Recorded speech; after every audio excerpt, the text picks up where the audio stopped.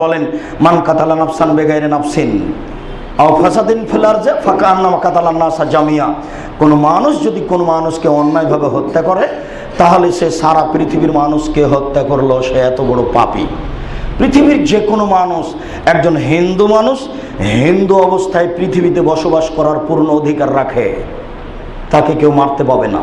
একজন ইহুদি মানুষ পৃথিবীতে ইহুদি অবস্থায় বসবাস করার পূর্ণ অধিকার রাখে, এ কথা আল্লাহ তাআলা বলেন। একজন খ্রিস্টান মানুষ খ্রিস্টান হয়ে পৃথিবীতে বসবাস করতে পারে, পূর্ণ অধিকার রাখে, তাকে কেউ মারতে পাবে না।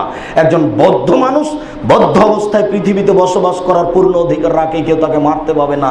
আল্লাহ তাআলা বলেন, তাহলে মিয়ানমারের লোকগুলিকে এভাবে হত্যা করা হবে কেন? ওই স্বৈরাচারী স্বেচ্ছাচারী বৌদ্ধ হারামজাদা তুমি বসবাস করো লন্ডনে, আমেরিকায়, তুমি নাটের গরু, তোমার ইশারাতে সারা পৃথিবী নড়ে। তুমি যদি একটু ধমক দাও তাহলে তো এভাবে মানুষকে অন্যায়ভাবে হত্যা করা বন্ধ হয়ে যায়।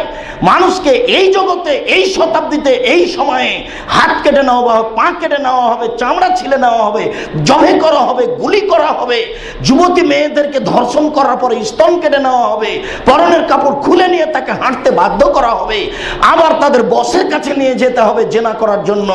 তুমি এগুলো দেখতে পাও, ঘটনা ঘটার সাথে সাথে সারা পৃথিবীর মানুষ দেখতে পায়, তুমি দেখতে পাও না? তুমি নাটের গরু, তুমি শয়তান, তুমি আজাজিল শয়তান, তুমি ইহুদি, তুমি খ্রিস্টান। তুমি তো একটু ধমক দিলে সবকিছু বন্ধ হয়। এই শয়তান সূচি এই মহিলার কি ক্ষমতা আছে পারে? এই বোধ এই শয়তান মহিলার কি ক্ষমতা থাকতে পারে?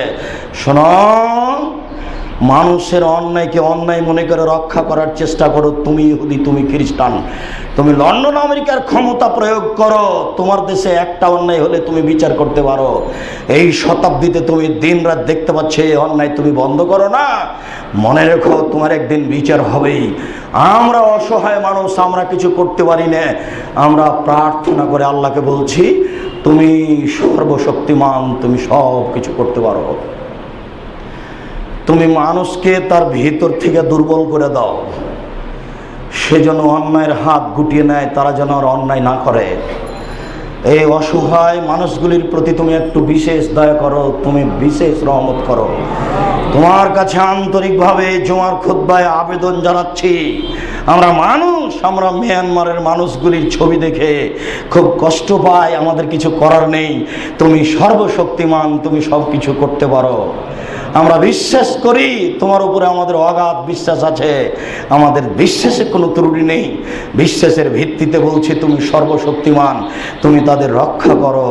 আল্লাহুম্মা আমিন। তুমি তাদের রক্ষা করো। আল্লাহুম্মা আমিন। তুমি তাদের রক্ষা করো। আল্লাহুম্মা আমিন।